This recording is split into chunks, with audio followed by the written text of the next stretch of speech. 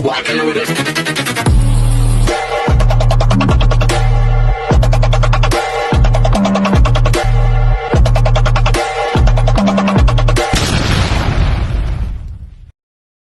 Hi everyone! Good morning! I'm back! It's your Mama Sam dito sa Sam Sam TV. Kamusta naman po kayo mga amigo, amiga, kumare at kumpare? Sana lahat kayo ay okay at safe ngayong araw na to. At syempre ko ako naman ang tatanungin nyo, nakikita naman ninyo ang beauty ng Mama Sam ninyo. Fresh overload pa rin, di ba? Ganyan talaga kapag umiinom ka ng maraming vitamin C. Charot, so yan. So, kamusta naman kayo mga amigo, amiga? Kung ako naman ang tatanungin ninyo, syempre katulad pa rin ng dati, laban lang ang buhay kahit medyo may diferensya yung mata natin. Wala naman tayong magagawa dyan, kundi kailangan ipa-opera, di ba? So, yan. So, kung lagi natin idadain siya, alam na natin ang problema. So, dapat solusyonan. Anyway, sa pupunta ako ng doktor, so malalaman natin yan. Ano mga proseso ang gagawin. Medyo kinakabahan lang ako kasi syempre hindi naman ako sanay sa mga ganung operasyon, di ba? Kaya nakatatakot din ako. So, lakasan lang natin yung loob natin. And then, sabi nga ni Oo, magtiwala daw sa doktor kasi doktor daw sila, alam daw nila kung ano ang mga gagawin, ganon. So yun nga, so kahapon pumunta ako sa Miss Grand. Oo, in fairness ang bongga ng nila, ang bongga ng presentation nila, sobrang panalo talaga ang Miss Grand. Iba talaga sila, very grand. So yun, grand yung ambience, panalo yung yung lugar, sobrang sabi ko nga ay ang winner naman dito. Oo, winner talaga siya kasi iba talaga yung eksena, iba yung galawan, ang winner ganon. So maraming tao, talagang kagulo doon kahapon. So malakas talaga yung audience impact talaga ng Miss Grand at marami talagang nanonood sa kanila. At masasabi ko, the one and only. Charot sa'yo, the one and only. So, kamustahin naman natin si CJ Opiasa. So, finally, nakita ko na siya sa personal. Ang ganda. Ang kabog. Grabe. So, hindi naman yung masasabi mo na sobrang ang ganda. Pero, iba doon sa iniisip kong ganda. Mas parang, sweet yung mukha niya. Tapos, mahaba ng mga bias. So, payat kasi kaya mahaba siyang tignan. Pero, hindi naman katangkadan. Kaya siya mukhang matangkad kasi nga maano siya, payat. Tapos mahaba yung mga bias niya. At in fairness sa kanya, very grand talaga yung dating. Ganon! So, yan. Kung may definition ng grand, I think Grand Philippines, it's CJ Opiasa. Pag sinabi mong Grand Philippines, CJ Opiasa. Kasi talagang kabugera siya. At kahit naman noon, nung hindi pa siya sumasali sa Miss Grand, di ba? Marami nang may gusto na gawin siyang Miss Grand. At marami nang may gusto na siya dapat talaga ipadala sa Miss Grand, ganon. Kasi nga, very grand talaga ang eksena niya. At ngayon, nandito na siya sa Miss Grand. Talaga namang winner, di ba? So, yon. So, sobra kung babalikan mo yung experience ni CJ Opiasa mula noon hanggang ngayon, ay ang layo na ni CJ. Kumbaga, parang dream come true kasi to sa kanya, kaya siguro lumalabas din yung aura at masaya siya kahit walang pahinga, walang grabe, dream come true. Parang natupad yung mga pangarap niya na makakumpit talaga dito sa Miss Grand. Kitang-kita ko kagahapon, talagang paglabas pa lang niya doon sa stage, yung lahat na sila, ay sabi ko sa'yo, stand out yung beauty niya. At makikita mo kagad na si CJ siya kasi very grand. Ganon. So, sabing ganon, ang eksena daw ni Miss CJ Opiasa ay para daw si Samantha Bernardo. To be honest, yes. Si Samantha Bernardo, CJ Opiasa, halos iisa yung caliber nila. At pagdating sa pasarela, talagang wala akong masabi kasi sobrang perfect, ang linis. Oo, si Sam din eh. Kung meron tayong Pilipina beauty queen na pinakamagaling talaga pagdating sa pasarela, I think si Samantha Bernardo. Pero sa ngayon, tingin ko parang CJ Opiasa, magaling din.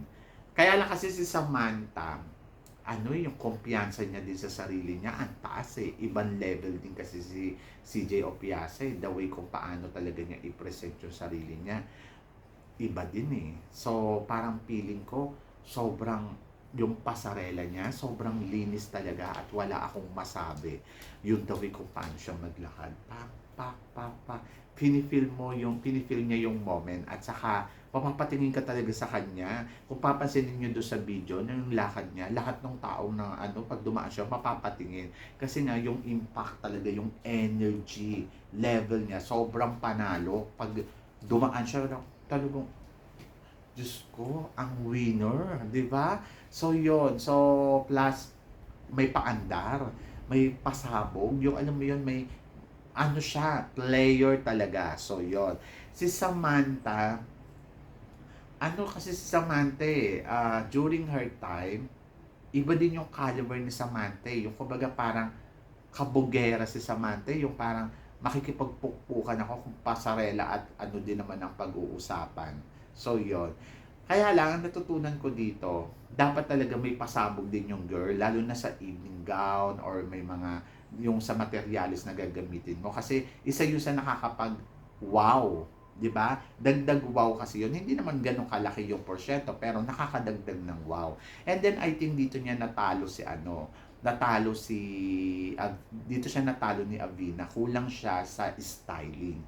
Pero kasi etong si CJ Opiasa, kung mapapansin niyo, meron siyang mga styling nung nakaraan, ang haba-haba ng hair niya, 'di ba? Tapos alam mo yun, na parang ang ganda, may mga ganun siyang pasabog. Yung kulang kay Samantha, nadadagdag dito kay CJ Opiasa.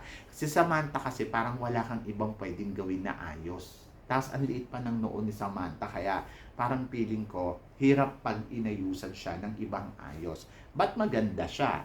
Ito naman si CJ Opiasa, talagang proportion yung ang liit ng mukha, pero maraming pwedeng gawin sa kanya. At marami siyang styling, di ba? Magaling siya sa styling, ang galing niyang mag-ayos ng sarili niya. At ang ganda ng makeup niya, sobrang winner. Pag nag-makeup siya, oh my gosh, talagang pasabog. Sabi ko nga, nakakaloka. Iba talaga yung dating din talaga ni Samantha. Ni CJ Opiasa.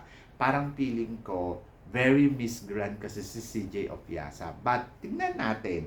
Ang hinihiling ko na lang talaga, sana yung evening gown niya, meron talaga siyang pasabog. Tapos, kasi yung styling niya, madami siyang styling marami siyang pwedeng gawin So, mapaglaro din kasi si CJ, ayaw niya yung isa lang yung nakikita sa kanya.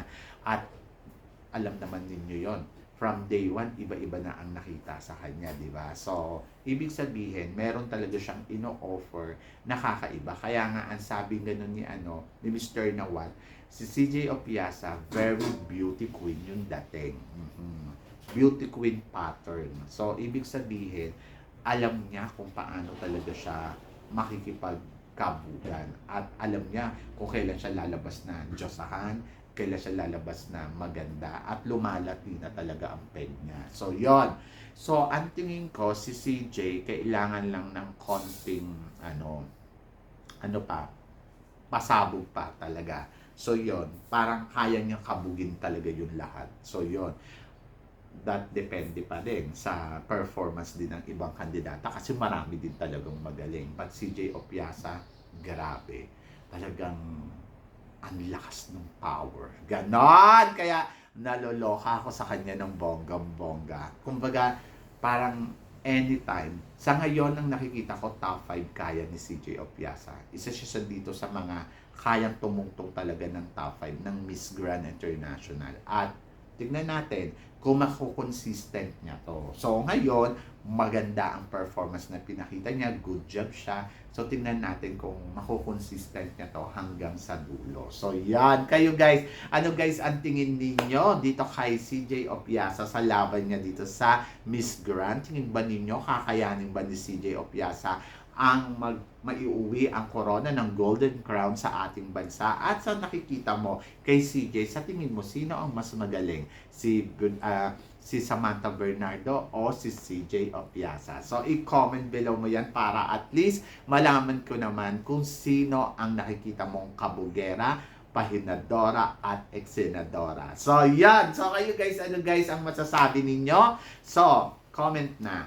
And then, of course, sa mga hindi pa nakaka-subscribe dito sa channel natin, don't forget to click like and subscribe my channel. At i-click nyo na rin po ang notification bell para updated kayo, syempre, sa aking mga chika. Sabi ng ganon, always keep smiling and always think positive lang. Walang imposible guys. Magtiwala lang tayo sa itaas. Kaya guys, hanggang dito na lang. Hanggang sa muli nating chikahan.